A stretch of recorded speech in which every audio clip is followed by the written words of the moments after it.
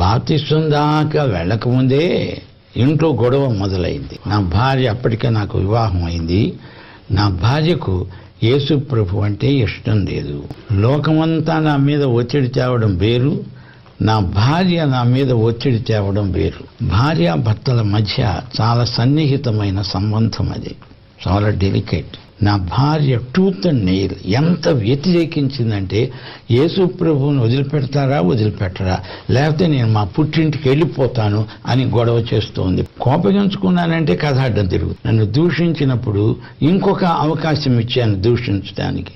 ఏమన్నంటే, నువ్వు దయచేసి పుట్టింటికి వెళ్ళొద్దు, నీ ఇష్టం, నీకు స్వేచ్ఛ ఉంది, నీ మనసులో ఏముందో చెప్పు, సాధ్యమైనంత వరకు నేను పరిష్కరించడానికి ప్రయత్నిస్తాను, కానీ యేసు ప్రభువుని వదిలిపెట్టడం అనేది అది మాత్రం కుదరదు అని స్పష్టంగా చెప్పి, నా భార్య అంత వ్యతిరేకిస్తూ కూడా నన్ను వదిలిపెట్టి వెళ్ళలేదు. నన్ను కవ్విస్తోంది, కానీ నన్ను వదిలిపెట్టి వెళ్ళలేదు. బంధువులు వచ్చి ఒక పెద్ద కాన్ఫరెన్స్ పెట్టారు ఒకసారి. అందులో వాళ్ళు అన్నది ఏంటంటే, నీకేం కావాలో అడుగు, ఏదైనా ఇస్తాం, డబ్బు కావాలా, ఏం కావాలి, కానీ నువ్వు యేసు ప్రభువుని వదిలిపెట్టు అంటే, నేనన్నాను, వడ్ల గింజను దంచితే బియ్యపు గింజ అవుతుంది, మళ్ళీ బియ్యపు గింజ వడ్ల గింజ అవుతుందా, అది కుదరదు అన్నా. అంటే వాళ్ళు అన్నారు, అమ్మాయి ఇక ఈయనతో లాభం లేదు, ఈయనకు యేసు పిచ్చి పట్టింది, సామాన్ సర్దుకో వెళ్ళిపోదామంటే, ఆమె ఏమన్నదంటే, భలేవారు, నేను ఆయన వదిలిపెట్టి ఎలా వస్తాను, మీ తెలివితేటలు బయటపడ్డాయి, ఆయన మారుస్తారు మళ్ళా మన సాంప్రదాయంలోకి అనుకున్నాను, మీరు ఫెయిల్ అయిపోయారు, అది ఒప్పుకొని దయచేసి వెళ్ళిపోండి, మా గొడవ మేము పడతామని చెప్పి ఎంత ప్రయత్నించినా సాధ్యపడలేదు. చిట్ట చివరికి ఆమె చేతులు ఎత్తేసింది.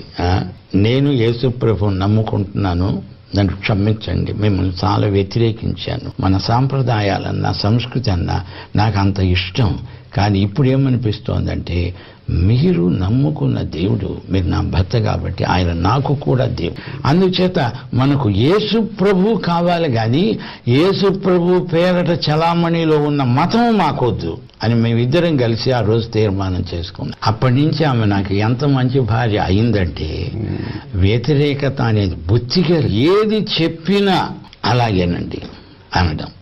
ఇప్పుడు ఇంత పెద్దవాళ్ళం అయ్యామా, ఇప్పుడు ఏదైనా మీటింగ్కి వెళ్ళాలంటే నన్ను ఏ చీర కట్టుకోమంటారని నన్ను అడుగుతోంది. అంత అన్యోన్యం అయిపోయాం అన్నమాట. నాకు చెప్పకుండా ఆమె ఏది చెయ్యదు, ₹1 కూడా ఉన్నదంటే అది నాకు చెప్తుంది. తను కూడా accepted Jesus Christ. She was baptised in Hyderabad, Baptist church